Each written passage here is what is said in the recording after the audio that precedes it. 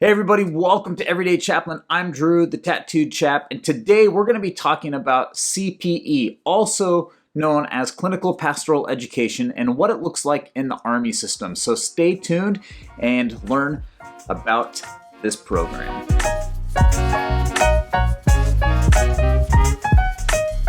Hey everyone, it's been a minute, but today we're going to be talking about CPE a little bit and what that looks like for Army chaplains. Like, who's it for? What does it do?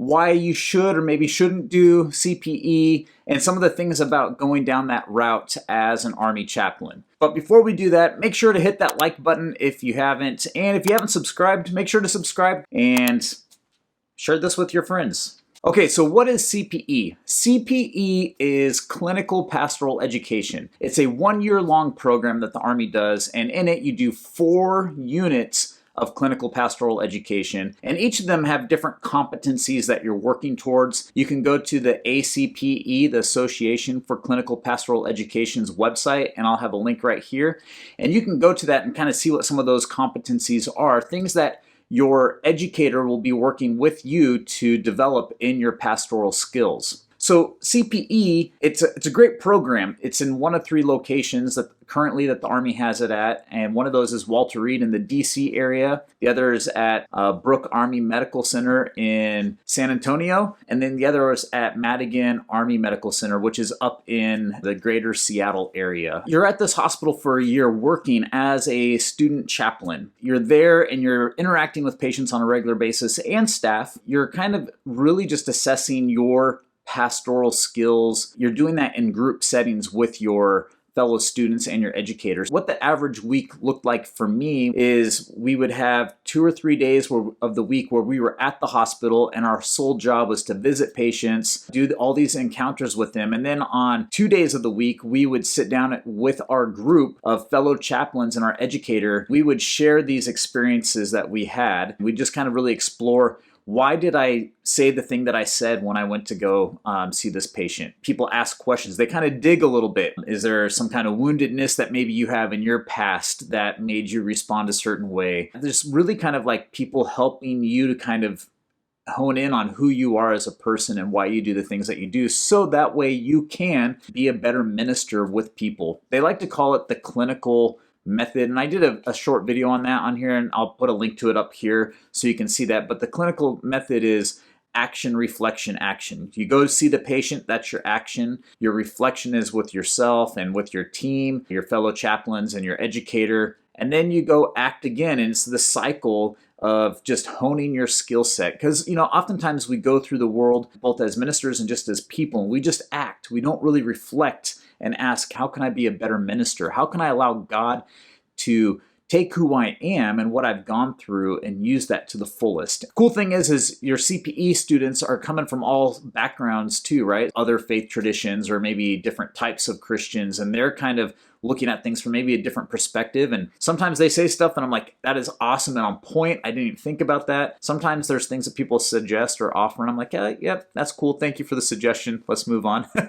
Sometimes theological, philosophical differences come out, and that can also be a growing moment in CPE. Overall, I think it's a great program because it really is a year of reflecting on you and your process of ministry. A lot of the didactics that we do, you have subject matter experts come in and talk to you about maybe trauma care or palliative care. You might have people that will come in and talk to you about healthcare ethics and just how does that play into hospital ministry, right? They can shift quite a bit depending on who your educator is. You have several books to read and some reports to write. But really, it is education. It's what you make of it, right? And what you put into it. And the cool thing is you're doing it with several chaplains for a year, very close quarters. You're getting to know each other. It's pretty intimate. You develop some really good friends there. One of the few places in your Army career, if you choose to go down this road, where you're going to work so intimately with other military chaplains. Definitely worth looking into. One of the unique things about the Army CPE process is that you're dealing mostly with soldiers or other service members and or their family members. And so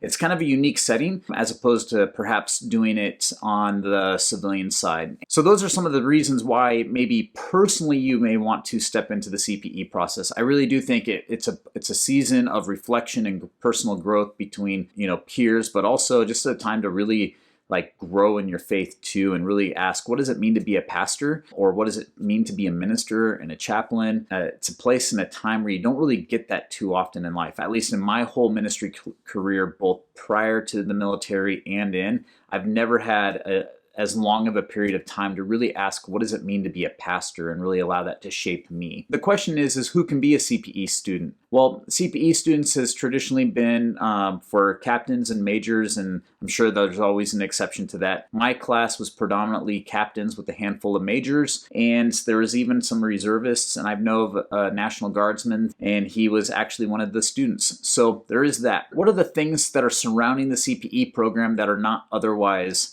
associated with the personal growth? One is, if you do the full-time CPE program, you can also earn a doctorate of ministry through the Army. They'll pay for it. They paid for ours through Wesley Theological Seminary. You know, that's $15,000 to $20,000, and the Army's paying for it. So that's one benefit. The other benefit is going through the year-long program is also one of the requirements to earn the skill identifier of 7 Romeo, what used to be called Clinical Chaplaincy, and has changed its name. I think it's Advanced Clinical Care Chaplain and Instructor. I'll put it down here so that way we'll know exactly what it is. And the other additional thing is you have to either have an advanced degree, a doctorate, or get board certified as a chaplain.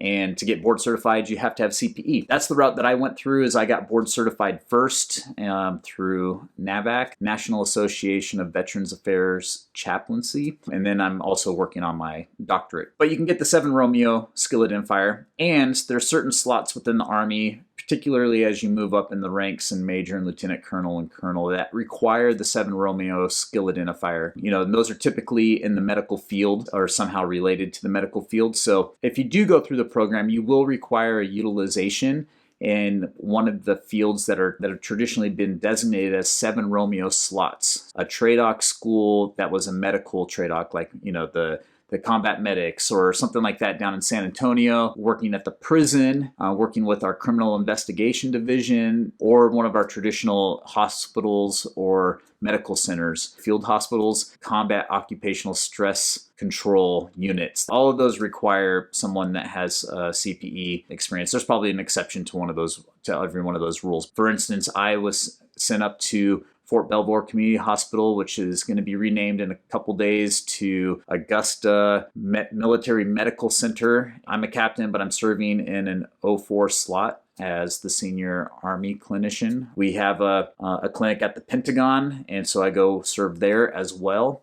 And we have several other outlying clinics in the DC area. That was my assignment. Who knows what yours would be. And then after I'm done with this, I'll just go and do normal Army chaplaincy stuff. Perhaps maybe in the future, I'll be assigned to another medical role. I don't know. There was a lot of great stuff I got out of the program. The 7 Romeo designator, the Doctor of Ministry that I'm earning, some pretty cool stuff that you can get from the CPE program if it's something that you choose to do. But as one chaplain told me when I stepped into this, be aware that when you say yes to one thing, you're saying no to something else. So if you want to be that like gung-ho, hard-charging chaplain and, you know, special forces chaplain, you know, doing all that kind of stuff all the time, if you step into the CPE world, you might be saying no to some of that kind of stuff, right? So you just have to really ask, where are you at in your ministry career? Where is God calling you to? And really just weigh that kind of stuff. What kind of chaplain has God called and created you to be? We may have these certain hopes and desires and wishes, and we kind of have to hold all those loosely, but at the same time, we do have some influence in that. It can be a pretty cool thing.